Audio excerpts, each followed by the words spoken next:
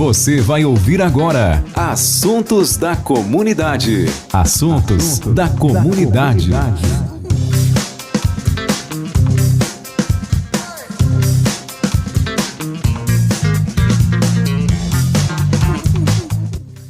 E nos assuntos da comunidade de hoje, vamos começar a falar com o Dr. Rafael Barros. Bom dia, doutor, seja muito bem-vindo. Bom dia, Baby Robson. Primeiramente, obrigado pela oportunidade aí de poder me pronunciar acerca de um assunto aí tão relevante para a comunidade. Gostaria de desejar também um bom dia aos ouvintes e estou aí à disposição aí para os seus esclarecimentos. Ótimo. Nós, evidentemente, aqui sempre queremos o programa Comunidade em Ação. Com esse quadro, Assuntos da Comunidade, sempre às 10 horas, pode ser até às 9 horas, nós estamos trazendo hoje um assunto, eu diria assim, que ele tem uma série de questões, não é? Eu diria nevrálgicas. Dano moral. Face à inclusão indevida no SPC. Para que você entenda melhor aí, né? SPC é Serviço de Proteção ao Crédito. Então, dizem os maldosos, donos de lojas, proprietários, empresários, que esse serviço foi criado contra os caloteiros. O senhor concorda com isso, doutor? Não necessariamente, né, Baby Robson? Também é uma forma de resguardar aí o direito das pessoas, Eu tô fazendo aqui o povão, né? Eu tô fazendo uma advocacia. Não, mas a grosso modo é isso aí, não tem... Veja que isso não tem nada a ver com as perguntas que nós vamos, né, foram elaboradas para o trabalho. Agora sim, né, mas eu faço essas perguntas para quebrar, não é? Com certeza. Estamos muito engessados aí. Mas, doutor, na prática, como se opera a inclusão indevida? Estamos falando indevida, ou seja, a pessoa não deve, no SPC. Exatamente, Baby Robson. O que ocorre, tá? A inclusão indevida, ela justamente, tá, ocorre quando a pessoa ela não está inadimplente, ela não está devendo, tá? Muitas vezes a pessoa se dirige a um estabelecimento comercial, ela, na tentativa, muitas vezes, de tirar um cartão de crédito ou de tentar a concessão de um crédito e descobre lá que está no SPC, né? Vai verificar no serviço correspondente e verifica que aquela inscrição ela não é devida, porque a pessoa talvez nunca tenha tido algum vínculo com a empresa que a inseriu no SPC, né? E aí ela fica de mãos atadas, ela fica sem crédito na praça, né? Por muitas vezes um erro ou até mesmo um descuido da empresa, né? Isso pode ocorrer por diversas formas, né? Isso pode ocorrer muitas vezes porque a pessoa até pagou uma dívida que estava devendo, né? Foi inserida no SPC por alguma empresa, pagou a dívida e a empresa não retirou o nome da pessoa no SPC, né? Isso é muito, entre aspas, normal? Isso é recorrente, isso é uma situação muito recorrente. Muitas vezes as pessoas, elas nem sabem, né? Porque não é todo dia que a gente sai à rua para tentar comprar algo ou tirar um cartão de crédito, alguma coisa do tipo, né? E muitas vezes quando a pessoa precisa, muitas vezes de caráter urgente, assim, por exemplo, em épocas festivas, Natal, essas coisas, muitas vezes vai no comércio, tenta tirar um crédito, abrir um crediário, alguma coisa, e lá descobre que está no SPC e resta impossibilitada, né, de fazer uma compra, alguma coisa, né. E então é dessa forma, basicamente, que se opera a inclusão indevida, né. Deixa eu só abrir também um outro parênteses aqui, que atualmente vem ocorrendo um outro problema também com relação ao cheque. Muitas vezes a pessoa, quando é incluída no Serasa, por causa de cheque sem fundo, o Serasa ele não vem comunicando, certo? O emissor do cheque sobre essa inclusão no SPC. Isso daí também gera um dano moral, viu, Baby Robson? Então as pessoas fiquem atentas aí, que isso é um problema bem recorrente, viu? Quem trabalha com cheque muitas vezes, né? Porque hoje é muito comum a pessoa trabalhar com cheque, cartão de crédito, né? Mais é cartão de crédito, logicamente, mas ainda existem aqueles que trabalham com o cheque, né? Mas isso, doutor, evidentemente tem consequências, não é? Tem consequências. Olha, tem pessoas aí que se prejudicaram bastante, firmas. Na prática, como se opera a inclusão indevida? Não, já falamos sobre isso. Exato. De que forma pode ser sanada tal problema em relação àquele que se foi prejudicado, que foi inserido lá no contexto? Bem, a forma para a gente reverter isso, certo, seria a propositura de uma ação indenizatória contra a empresa que o inseriu no SPC, certo?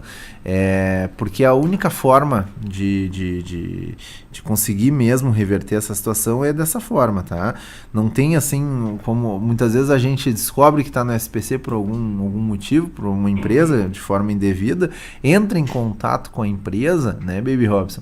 E a empresa muitas vezes não tem o que fazer, ela fica de mãos atadas, porque quem está te atendendo ali muitas vezes é um atendente que não tem noção da situação, ele só sabe o que o sistema dele ele apresenta para ele, então ele não tem o que fazer, né? Não tem o que fazer por você no momento.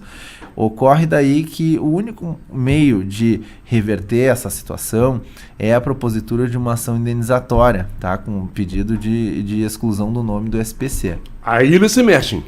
Aí eles se mexem, porque daí é aquela velha máxima, dói no bolso, né? Dói no bolso da empresa. Geralmente os negociantes, né, o coração deles é no bolso. No bolso. Dizem aqueles... Mas, doutor, uma pergunta que sou obrigado a fazer. As empresas, elas têm suas normativas, não? Então, ou seja, elas... Depois de tanto tempo nós colocamos você no SPC. Então...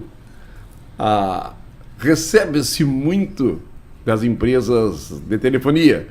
Olha, você acerte ou o seu nome vai para tal lugar, o seu CPF será negativado, tem 1000 ameaças no seu próprio telefone, dá vontade de você jogar ele na parede. Como é que é isso? Exatamente, Baby Robson. Hoje em dia também, o que ocorre, tá? Assim, a demanda dessas empresas, ela aumentou muito nos últimos anos. Certo?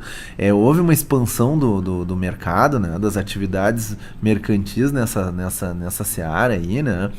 Por exemplo, assim, a telefonia de 1999 para cá teve um boom, né? Teve uma explosão, né? E de lá para cá, as empresas começaram a firmar novos contratos e muitos novos contratos com a população, né? Porque as pessoas começaram a demandar mais esse produto, esse serviço. Né? E pode-se dizer que, de certa forma, as empresas até perderam um pouco o controle sobre isso, certo? Porque muitas vezes a demanda é tanta que algumas coisas passam batidas e eles não conseguem ter controle disso daí.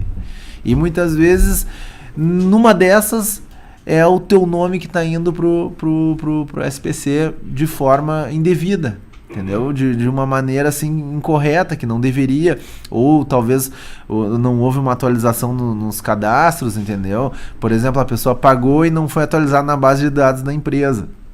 Acontece muito disso. E, consequentemente, o nome da pessoa vai pro SPC, né? E a pessoa fica de mãos atadas, ela não sabe o que fazer. O único meio de reverter isso, como já falei, é a propositura de uma ação indenizatória, né? Então não tem tempo X que você vai para Serasa, para SPC, ou tem? Não, existe, desculpa até, não abordei sobre isso. Realmente sim, tem um tempo, né? Geralmente as empresas ali, quando a pessoa começa a ficar inadimplente, as empresas levam de 1 a 6 meses para colocar, né? De 1 a 3 meses, digamos, de 1 a 3 meses. Isso, né? É mais ou menos isso. É mais ou menos isso. Quando a empresa muitas vezes coloca indevidamente, não existe prazo, porque a empresa simplesmente recebe um cadastro lá inesperadamente, dizendo para colocar no SPC, quando na realidade não era para ter colocado, né? Então a pessoa muitas vezes nem sabe que está no SPC, né, Baby Robson? Me diga uma coisa, doutor, também tem empresas de cobranças, né, que não representam necessariamente o SPC.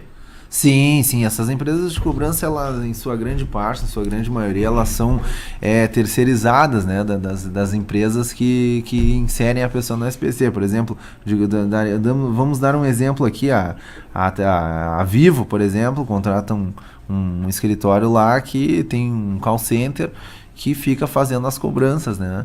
E se a pessoa não responde a essas cobranças, né, ela automaticamente pega o nome dessa pessoa e já encaminha para o serviço de proteção ao crédito, né? Antes de prosseguirmos, quero dizer a você, meu amigo, minha amiga, que você pode participar aqui pelo 3031-0021.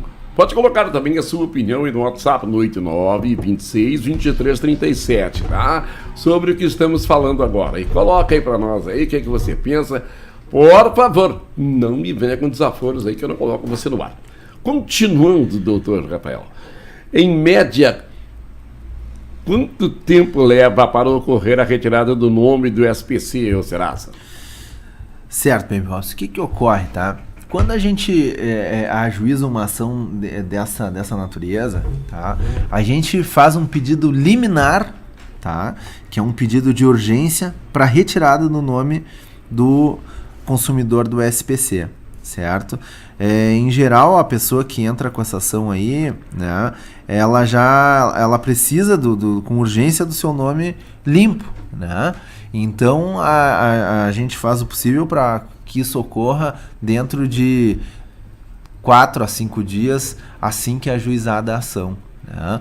Então, por exemplo, se hoje um cliente me procura, né, com esse problema, informando que está com um problema no SPC, que está com o nome sujo, né, de forma indevida, sendo que não deveria estar, a gente ajuiza a ação, certo? E dentro de 3 ou 4 dias pede liminarmente a retirada do nome do SPC, e dentro de 3 ou 4 dias já não há mais nenhum apontamento negativo no nome da pessoa. Ela pode se dirigir ao SPC, tirar um extrato no seu nome, né, informando seu CPF lá, e vai sair um nada consta, né?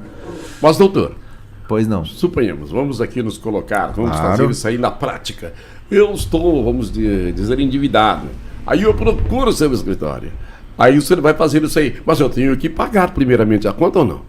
Mas o que ocorre, Baby Robson? Assim, ó, nós estamos tratando justamente da inclusão indevida. Ah, indevida, certo? Perdão. Isso. Se tu estás endividado, aí a dívida é legítima, aí não tem o que fazer, a pessoa aí você tem nem que pagar. pega essa causa. Não tem, não é que não pego, mas não tem, realmente não temos o que defender fazer. O quê? Não, exatamente, não temos o que fazer. O que a gente pode orientar é que a pessoa entre em contato com a empresa, tente fazer uma tratativa de negociação, perfeito, parcelar o débito, né? Mas isso que estamos aqui tratando é a inclusão indevida. É quando a pessoa realmente não deve nada, não é devedor e foi parar, e o seu nome, por uma infelicidade do destino, foi parar no SPC. Mas esse tipo de coisas, eu vou entrar por variáveis, claro, aqui, né, da injustificação. Eu tenho alguns filhos, né? Tenho uma pilha, mas certo, o meu filho comprou uma moto, certo, tudo certinho, bonitinho. Olha qual surpresa, chegou multas para ele. Certo. Que ele soltou do trabalho aqui, ele trabalha na Ubra, não sei que horas, 5 e poucas da tarde, 6h30 ele foi visto em Caxias, certo, ultrapassando um sinal vermelho, assim, sem capacete. Pronto, e aí? Recorre, faz o que tem que fazer. Pronto, resolveram aquela lei. Na outra semana, ele estava em Cachoeirinha em horário de trabalho, justificado, com assinatura de ponto e tudo. Isso aí também não tem nada a ver com essa pessoa, mas é uma questão indevida, né? É uma questão indevida. A conta, ou melhor, a multa que vem para ele é indevida. Só que aí, sabe o que ocorre, Baby Robson? Provavelmente... Desculpa, eu estou desviando. Não, que isso. É um prazer aí esclarecer, porque são esclarecimentos, muitas vezes são ocorrências do cotidiano. Da sua área, né? E do cotidiano das pessoas, né? Assim como aconteceu com seu filho, acontece com muitas pessoas isso daí. Mas o que ocorre nesse caso, tá, Baby Robson? Isso aí... tem fortes indícios de clonagem de placa do veículo, entendeu? Sim, foi comprovado isso. Muito possivelmente o veículo foi clonado, né? A motocicleta foi clonada, né? E uma pessoa estava andando por aí de maneira incorreta e recebeu as multas, né? O que fazer nesse caso?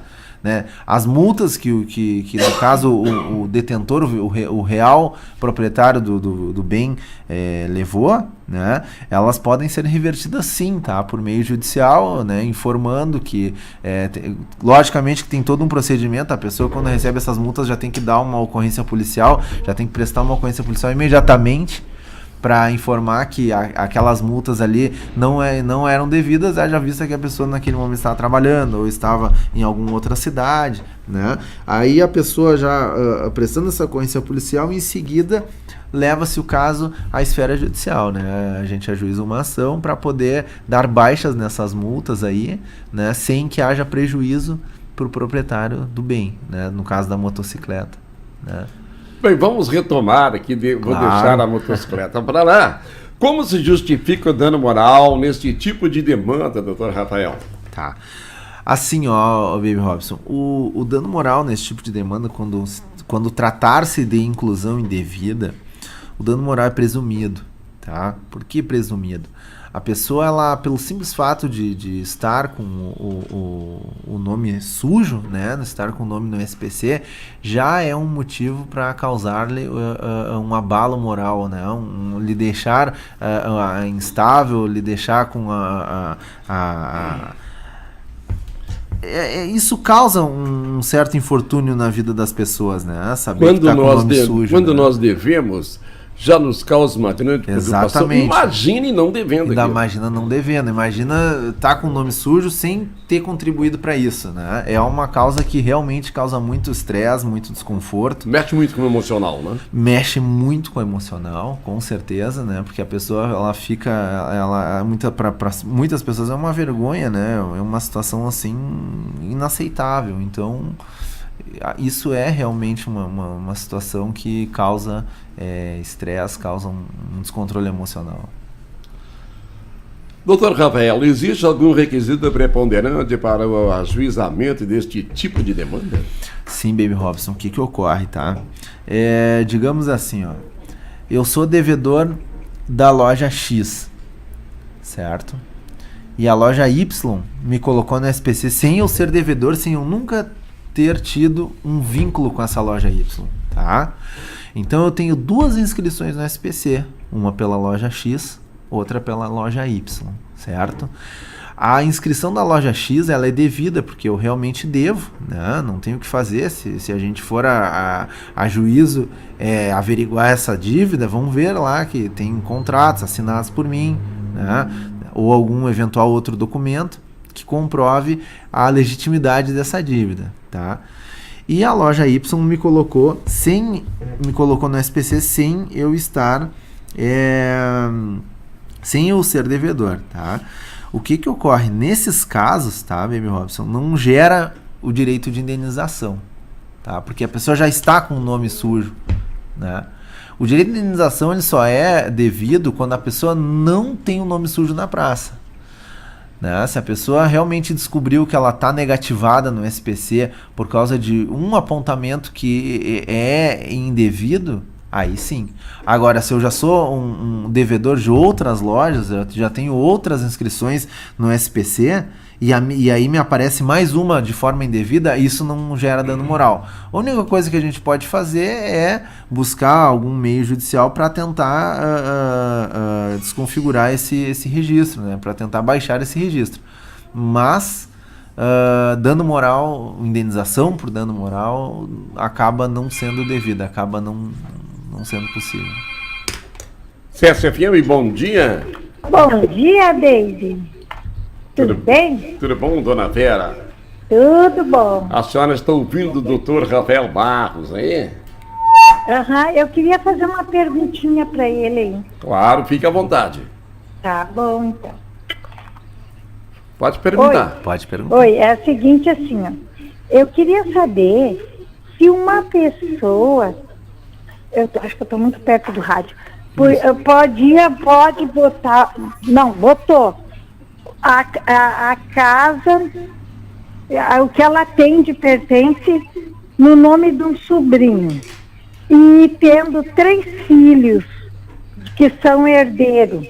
Isso aí não é para mim, eu queria saber que está acontecendo que eu tô vendo e eu tô achando que tá ilegal. Aham. Ô, Quem é que tem os direitos? doutor Rafael, o senhor ouviu aí, né? Isso é da sua área, isso aí? Ou o senhor pode Sim, responder? sim. Não, eu posso responder sim. Eu só não entendi o seguinte, o que é os bens que ela colocou no nome do sobrinho? É casa, Casa. né? Tem mais outra casa na praia também. Tá. E aí botou no nome de um sobrinho. Certo, E eu certo, queria certo. saber se os filhos, que são 3 filhos, não têm direito. Esse sobrinho vai assumir tudo? Certo, dona Vera. O que ocorre, tá? É dona Vera, né? É isso. Dona Vera, o que ocorre, tá? Esses bens que foram transferidos para o nome do sobrinho, tá? Eles possivelmente foram feitos através de um contrato de compra e venda simulado, tá? Então, para tentar desconfigurar isso em juízo, eu teria que se provar que trata-se de uma fraude, em verdade, certo? Aham. Mas é uma situação muito frágil, é uma situação um pouco complicada. Mesmo que os herdeiros da pessoa tenham os seus direitos resguardados juridicamente, o direito de herança, tá? A pessoa muitas vezes ela tem alguns outros caminhos para poder transmitir o bem. Qual seja? É o testamento, né? Às vezes a pessoa pode pegar e deixar um testamento: eu deixo uma casa para minha filha, uma casa para minha outra filha e uma chácara para o meu sobrinho. Isso pode ser feito também. Mas nesse caso, tá? Ela possivelmente, se ela transferiu os bens para o nome do sobrinho, ela deve ter feito isso em registro de imóveis, né? E através de contrato de compra e venda, certo? Tem a possibilidade de desconstituir essa transferência dos bens, tá? Os herdeiros, eles têm que reclamar essa transferência dos bens dentro de um certo tempo, que seria 2 anos, certo? Os herdeiros, eles reclamando essa transferência e provando que isso foi feito de uma maneira que seja para ocultar, né? Para ocultar os bens ou para ludibriar os herdeiros. Pode ser até que consiga sim reverter, mas é um pouco difícil, eu tenho que confessar, porque certamente ela deve ter feito tudo certinho, transferiu no cartório de registro de imóveis os bens. Eu só sou vizinha e eu tô só assistindo, sabe? Sim. Mas eu acho errado isso. A primeira coisa que ela tem que fazer é buscar um advogado nesse momento. Tá? Para o advogado orientá-la, né? De modo que essa sua vizinha, no caso, ela é herdeira. Não, essa vizinha é dona, ela comprou. Ela que é a dona dos bens? É que ela é a dona, está muito mal, tá na UTI. Tá uma coisa é certa, né? A pessoa, enquanto dona dos seus bens, ela faz o que quer com eles também, né? O herdeiro já tá louco em cima da carne seca ali. Sim. E a gente nem conhece quem é. E vai ser vizinho nosso. Sim, mas isso acontece muito. Acontece nas melhores famílias. Acontece. Tá bom, Vera? Tá bom, obrigado, baby. Obrigado pela participação. Incomodar. Que é isso, tchau. querida. Sempre. Doutor Rafael, em vida, eu posso dar para quem eu quiser meus bens, né? Pode transferir. Eu sempre ouvi, eu não sou nenhum expert em assuntos de leis, eu só entrevisto as pessoas aqui, converso com elas, indago, eu sou aquele curioso, né? Chato, Onildo. Então, se eu tenho posses, eu tenho filhos, netos, mas eu posso agora em vida perfeitamente, com a sanidade toda ela, né? Em dia, eu posso passar para fulano e Beltrano isso aí. Pode, Baby Robson. O que ocorre? Existem 2 meios de transmitir um bem imóvel, transferir um bem imóvel para uma pessoa, um terceiro, tá? Sim. O primeiro não sendo, inclusive, ali parece que é sobrinho, mas não sendo nem herdeiro, sendo um amigo ou amiga aí, minha namorada, sei lá. Claro. Assim, uma das formas é a compra e venda, que é o contrato de compra e venda. Aí esse contrato de compra, a transmissão desses bens é realizada por intermédio, por força desse contrato de compra e venda, e aí é pago um imposto, né, por causa disso daí, um imposto ao município. E também tem outra forma, que é a doação, tá? A doação, inclusive, ela custa mais caro do que a compra e venda, né? Desculpe-me, Se eu fizer um contrato fictício de compra e venda, eu vou doar alguma coisa, só vai pagar o imposto. Se Quer fizer dizer, um- perdão, exatamente. vou vender para alguém Exato. ficticiamente. Não vai haver dinheiro, não vai haver nada. Não vai ver nada, só paga o imposto, É, exatamente. só paga o imposto. Só paga os Agora o senhor impostos. está me dizendo que se eu quero doar isso para uma entidade ou para alguém, para uma pessoa, aí eu pago mais caro, né? Mais imposto? Paga um imposto, paga um imposto. Mais caro do que se eu fosse... O imposto é um pouco mais caro, sim. O imposto, Inventar uma nota de compra e venda? o imposto ele é uns 30% mais caro da doação do que da compra e venda. Exatamente. Nossa, veja só. É. Nós estamos falando aqui sobre inclusão indevida, Sim, né? sim. Mas nunca É bom isso aí, né? É bom, né? A gente muitas nós vezes estamos- esclarecer, às vezes aparecem outros Nós estamos questionamentos. atendendo o nosso ouvinte no aí, meio, que ele claro. ouve. Mas é um advogado. Eu Tudo vou pelo perguntar ouvinte, tudo pelo o ouvinte. advogado, o advogado é que nem um médico, né? O médico é Clínico ginecologista, né? O senhor é médico? Eu queria que o senhor olhasse meu dente aqui. Eu tô com um problema na próstata. Dá licença, eu sou médico do outro lado. Doutor, voltando. As indenizações giram em torno de quanto? Aproximadamente. Pois bem, as indenizações pela inclusão indevida no SPC, elas giram em torno de R$2.000 até 10 salários mínimos, que atualmente perfaz a quantia de R$ 9.370, certo? Dependendo do caso, dependendo da lesão que ocasionou a pessoa, certo? A pessoa pode ganhar até 10 salários mínimos, certo? Dependendo, se o caso não houver uma grande relevância, a pessoa simplesmente descobriu, mas aquilo não acarretou nenhum abalo, nem nada, a indenização pode ficar entre 2 e... Quando o senhor fala em grande relevância, suponhamos alguém tem negócios e aquilo ali trancou os negócios dele. Exatamente. Trancou os negócios dele. Falei, eu não posso comprar. Exatamente. Eu não posso fazer transações porque o meu nome está sujo. Exatamente. A pessoa é muitas vezes proprietária de um mini mercado, alguma coisa assim, um comércio. Por né? vezes, os 9.000 e pouco não suprem o que ele teve de prejuízo. Com certeza, não suprem não. Não suprem. Qual seria, doutor, o tempo médio assim, de duração para essa... Para o trâmite da ação. Isso. Como é que ocorre, Baby Robson? Essa ação ela tem duas formas de ser ajuizada, certo? Ela pode ser ajuizada no Juizado Especial Cível, que é o mais conhecido como pequenas causas aí, popularmente, né? E pode ser ajuizada no rito ordinário, tá? Qual a diferença de uma para outra? É o grau de complexidade, tá? Digamos assim, ó, Baby Robson, a pessoa ajuiza uma ação no juizado, né? Requerendo a exclusão do nome no SPC, e lá descobre que existe um contrato de fato assinado por ela, certo? Só que daí ela vai ver esse contrato e descobre que a assinatura do contrato não é dela, foi falsificada, foi forjada, como há muito por aí, né? Muitos falsificadores, né?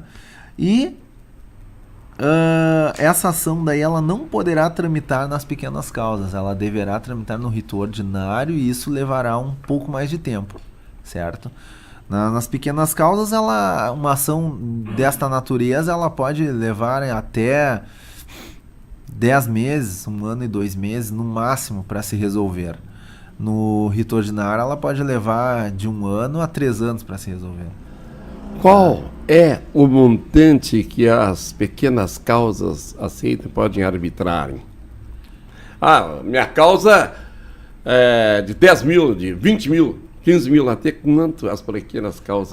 Sim, as pequenas causas ela tem um limite, tá? Isso. No caso, é até 60 salários mínimos, é pequenas causas, né? Ultrapassou esse valor, aí passa-se ao rito ordinário, né? Quase 60 mil?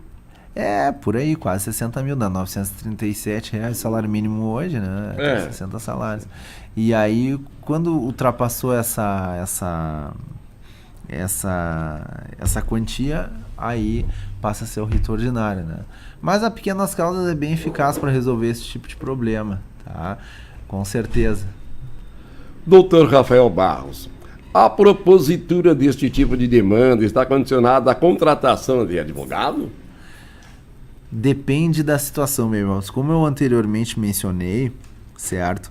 Se houver a necessidade de ajuizar esse processo no rito ordinário, sim, é obrigatória a presença de advogado, certo? Caso contrário, se for nas pequenas causas, certo, Baby Robson, a pessoa pode ir pessoalmente lá no balcão do Juizado Especial Civil do foro de sua cidade, certo? E fazer a queixa lá, e eles vão baixar a termo e vão instaurar um processo, certo? Contudo, Baby Robson, eu digo o seguinte, muitas vezes não compensa a pessoa dispensar o serviço de um advogado para poder fazê-lo, certo? Porque as pessoas, elas talvez não tenham a aptidão técnica, né, o conhecimento técnico para dar continuidade, prosseguimento, né, instruir um processo desses, né? E muitas vezes um pequeno erro pode desencadear... Doutor Rafael, depois dessa eu quero agradecer muito a sua presença aqui, né? Não, eu que agradeço, Baby Robson, eu agradeço muito a oportunidade aí de poder abordar esse assunto.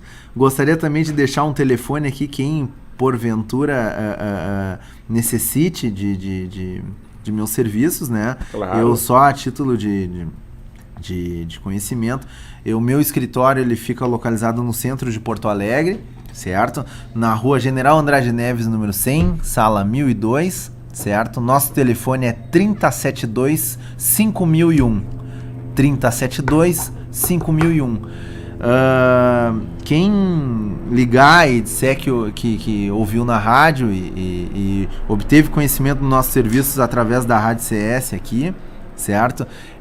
Terá um bom desconto aí, tá certo? Tá Mas certo. se identifiquem, peço que se identifiquem, né? Pra gente saber quem é quem obteve o conhecimento do nosso serviço através da rádio aqui, tá? E mais uma vez te agradeço imensamente aí a oportunidade. Gostaria de mandar também um abração para minha amiga Carolina Vedói, que foi quem me trouxe a conhecimento aqui a rádio, né? Um abração para essa minha amiga aí, que supostamente deve estar nos ouvindo. E um bom dia a todos os ouvintes aí da rádio. Tá ok, então, doutor Rafael, muito obrigado, foi muito bom. E, evidentemente, nós deveremos, entre aspas, nos ver por aí, porque a casa, em nenhum momento, ela deixa uma vez só. Você ouviu Assuntos da Comunidade.